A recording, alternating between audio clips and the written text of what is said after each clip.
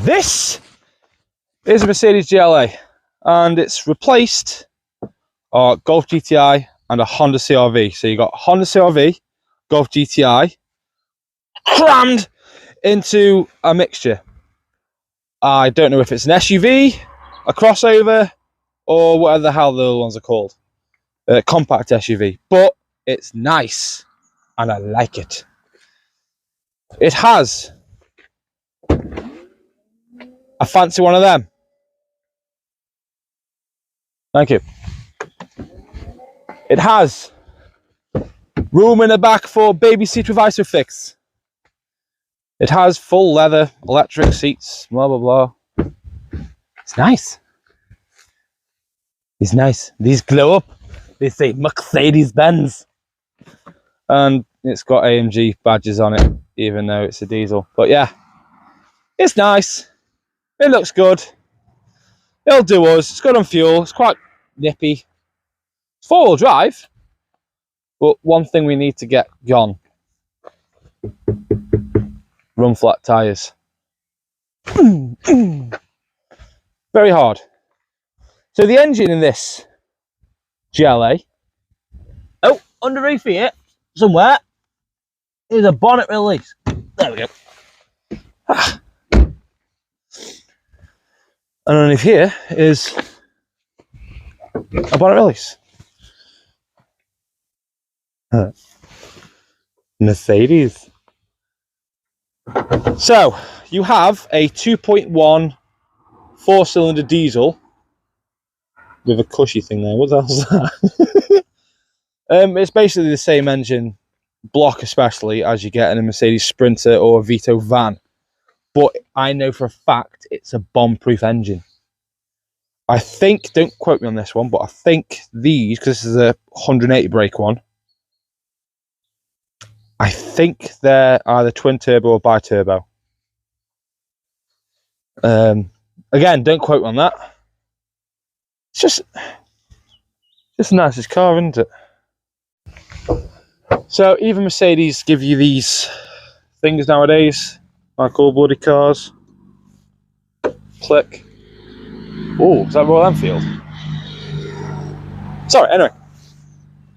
Plop. It's actually got LED and bi-xenon. Because most of these you see, they've just got the normal halogen, haven't they? So the facelift ones have slightly different lights. Same shape, but they just look different inside.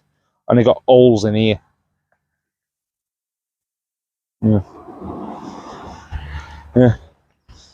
Yeah, the wheels are a bit big. I don't like the fact the wheels are grey on grey. But hey ho. I have polished this. Well, it's the weather, isn't it? Yeah. Anyway, come look in the humble Mercedes-Benz with its AMG floor mats. Actually, it's quite a nice interior, to be fair, with the aluminium. You have the full 8-inch screen, so that little crappy one. Everything you can think of in a car's here. It's just a nice car.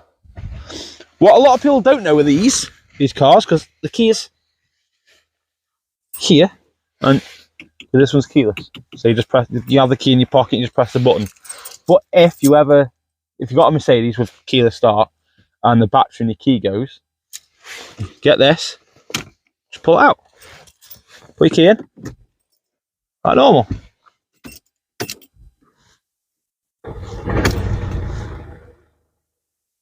No one knows that.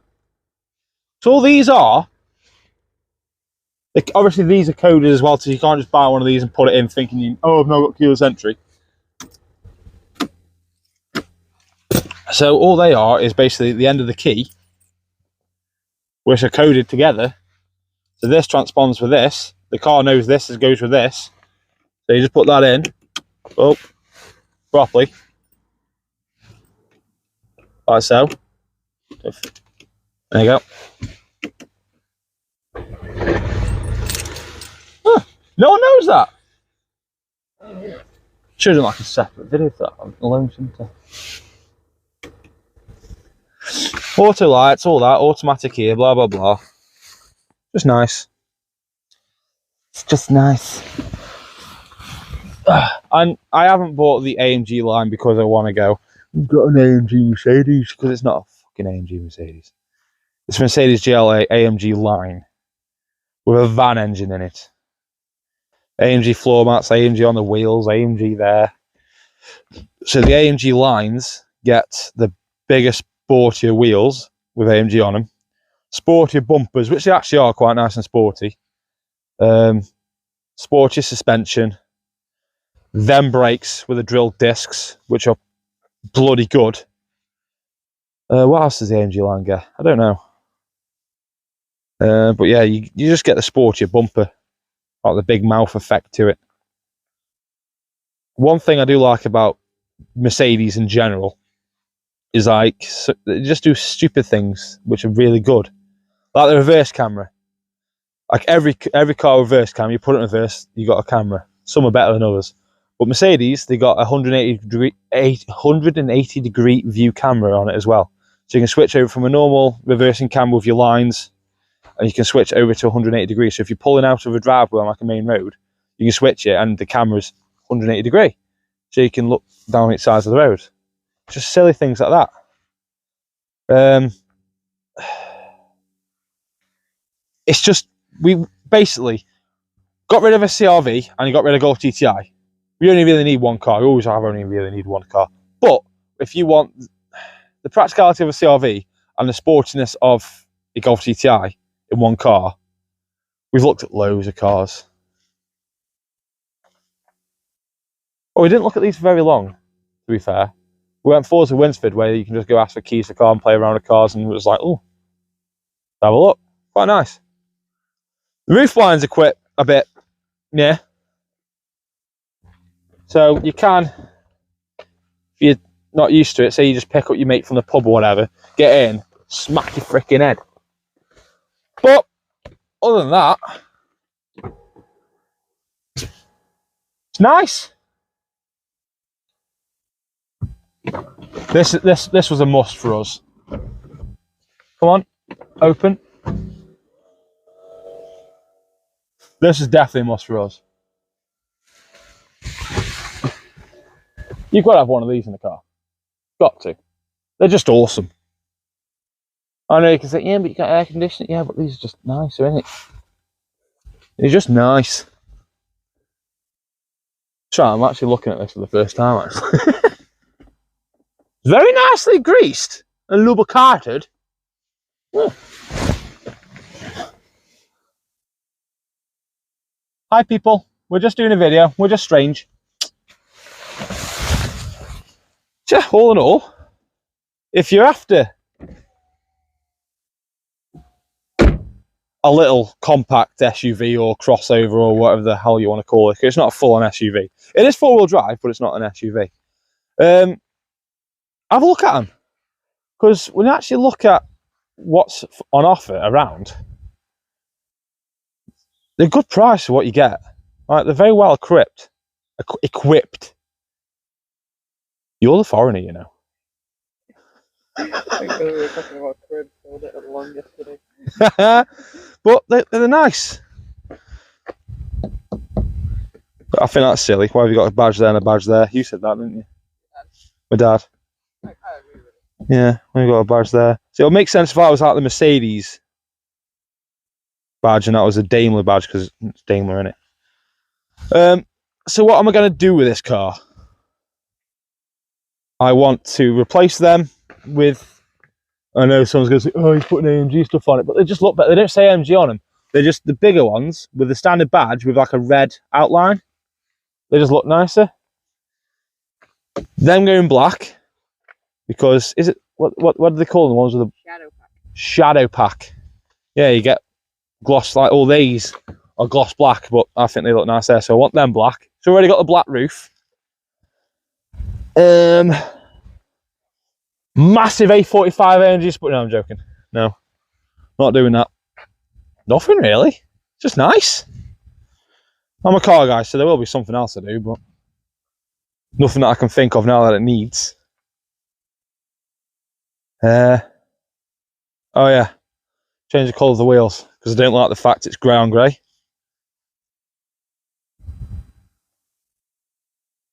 What? No. Why? No. No. I want the wheels titanium silver. No, I'm just going to get it done and you're just going to come to it one day. You probably won't even notice.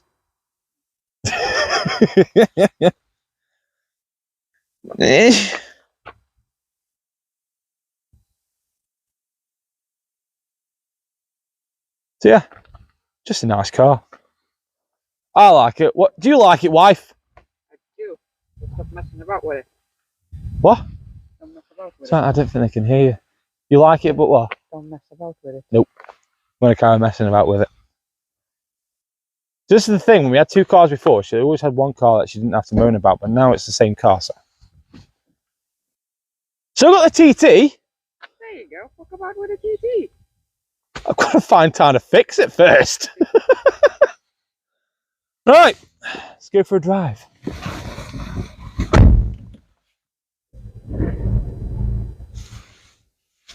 So, inside the GLA, you have a very nice interior, let's be honest. You've got this lovely leather up here with a stitch in, up here, nice little soft touch. Electric seats both sides with free option memory, both sides. Why it's got the memory on the passenger side, I'll never know. Well, because I've got no Android Auto plugged in, because obviously using the phone for this, you got this dynamic screen which shows you the newton meters, the horsepower it's currently producing, the battery voltage, and the oil temperature. It's quite good, but obviously you're just going to be driving around with Android Auto in, or Apple CarPlay, whatever. The dials are nice, you've got a nice screen in the middle with lots of options and all that of what you can do with it. You can have it facing forward, you've got an eco display here, we've got 0.1 bonus miles from start. Range, all that malarkey mileage, which is 45,000 mile, which is nothing because it's 2016 diesel. The mirrors are nice and big. You can see everything in the mirrors. Like you say, you got reverse camera, that 180-degree camera, blah blah blah. Rear views, a good view out the back, to be honest with you. The C pillars are quite fat. Certain junctions you have to angle it a bit differently to another normal car, but everything's quite good. Like all this is proper aluminium because it's cold in the morning and it's just nice. You got this plasticky thing which you get in even E-Class makes, but yeah, just nice. It's a bit annoying how this isn't touchscreen though. It's the same with the BMWs, they don't put touchscreens in them. They'll give you these knobs to do things with. It's behind the Red Bull can.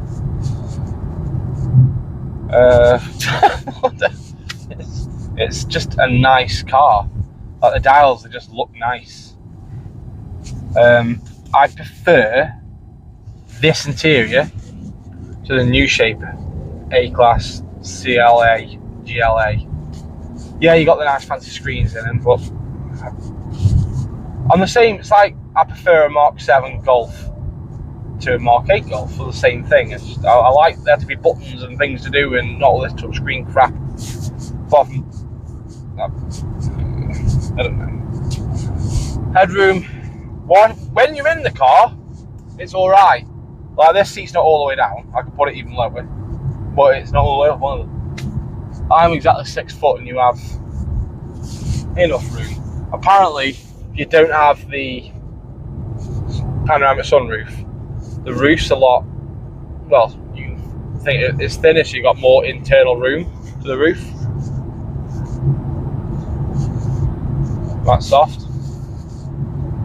Just a nice car. It drives nicely. The gearbox is a 7-speed automatic. I don't know if it's wet, dry, torque converted, twin clutch. I have no idea. I have no idea. I think it's going to be a twin clutch because how quick it reacts. It does react quick. Not DSG quick, but it's still, for a diesel Merc GLA, it's quite impressive. It's currently in sport mode. The modes you get are, is it going to show me on there? Yeah, you get, I'm in sport, you get off-road mode, eco mode, oh god, the power just died on me. Comfort mode, that's what we normally drive it in. And back to sport mode. Individuals, one way you can just make it yourself, like most cars. The options to make your own aren't that wide.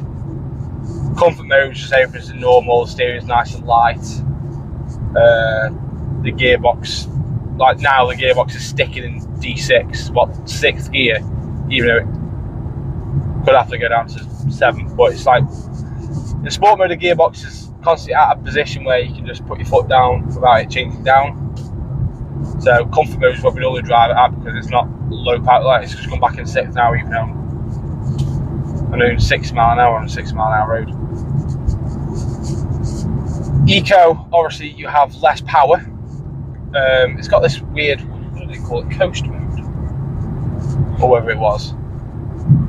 So when you take your foot off the accelerator, like now it's just in gear and using no fuel, but in eco mode it goes like a coast mode where it like cuts out of gear.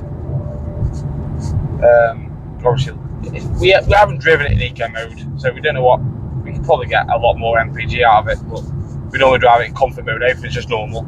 The engine's got power, just sometimes if you want to overtake something, you've got to flick that twice or whatever. I keep, even though it's my Sprinter van, my work van's got this exact same thing without the chrome on it. I keep doing that because that's how you do cruise control. That's how you turn it off, and then that's how you do the speed when it's on. And then you press it in for a limiter. I keep indicating randomly. But no, it's what's the way of explaining this? It's not cramped, but it's not massively spacious either. It still feels sporty. Right now it changed at 3,000 RPM, business sport mode. 2.5, 2.7, ooh, 2.9. It changed that, which ain't too bad. Dash, there's no creaks or anything like that. It's comfortable. The seats are absolutely pucker. It's got a hill descent. It's got heated seats. You know what you'd expect from a Mercedes GLA Class 220D 4MATIC AMG line Premium Plus. It's got what you'd expect from that bloody mouthful. And it goes quite well. Yep, it does pull. I was toying with the idea of getting a GLA250, the 2-litre turbo, 260 horsepower one. But they're not very reliable engines, and we won't be getting the MPG that would be reasonable. So it's this new family life. It'll be a lot better to have the better MPGs. Like, they're saying slow, and also I'd like to say this is virtually the same engine that's in my Sprinter van. So I know the engine is very bomb-proof because my Sprinter van is at over 200,000 miles, and it's all its life had nothing but howl, and it's pulled some trucks off road, to tell you now. So I like the engine. It's got a lot of torque, a lot of power, and it's very responsive. Oh, one stupid thing. Let's do some negatives about the car, shall we? Let's do some negatives. What I think stupid. Sun visor. Yeah? Where the hell you call it light. You open this, and then you get it to a position where you can see yourself, but this is stopping the light from actually doing its job. That's silly. These plastics down here, where Alex's phone are, they're a bit...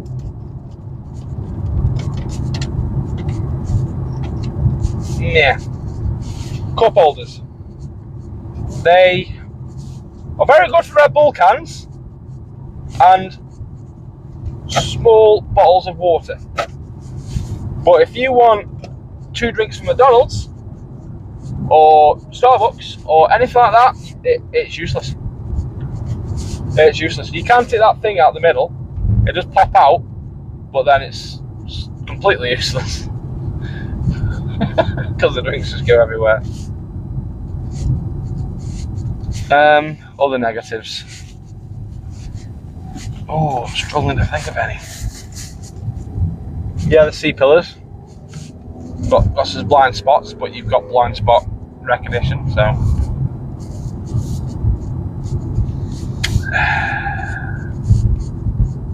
Can you think of any negatives with the car? Vents. Oh, the air vents, because of these strange little air vents here. We're struggling to find a phone holder, aren't we? And even you couldn't even fit your little smelly things on them either. So they look nice, they feel good because they're actually aluminium, they're cold. Yeah. They are nice, but I'm going to phone holder for them. So my phone, which is in your hand, normally it's in here. Oh, there's another negative. To connect phone with Android Auto or anything like that, the USB for it's in here. So if you do want your phone up here, like somewhere you can put it, but plugged in, you have to have a wire going all the way into here. There's a couple down there. Negative. Negative. This armrest, you can slide it like that, so it's nice. Then you only have 1 cup holder, but it's not adjustable like a Volkswagen. So you can't adjust it. Oh, the Illumination lights. This has got the interior illumination pack. You can change all the colours. It lights up all here, lights up there, lights up down here. It also lights up in the headrest of the seats, front and back. So at night we set it to red, haven't we? So at night all the seats are glowing red, which I think is quite weird. Like this one, because it's named your line, it's called the red stitching the steering wheel. And even in the perforations in the leather on the seats is red. The stitching in the seats red. I really like it. Like, properly like it. Because it's the best of both worlds. You got a bigger, roomier car, which you can virtually fit everything in. And let's be honest, when we go camping, you just put a roof box on the top. It's quick, small, nippy. It's very good around the corner. It's very good to drive. Just a nice car. It's good on fuel. Like this drive, we've been driving quite a bit because we've just gone out for a drive anyway because it's nice weather. I have done 96 mile on this drive and I got 38.1 mpg, which is crap for the car, but very good when you consider I've just been flooring it everywhere. Thanks for watching. If you like this video, please like and subscribe. If I hate doing the YouTube bit. Like, comment, subscribe, do all that stuff if you want. Let me know what you thought was crap about the video. Let me know what you think you want me to do more of, be better at, blah blah blah. Do all that malarkey. Peace.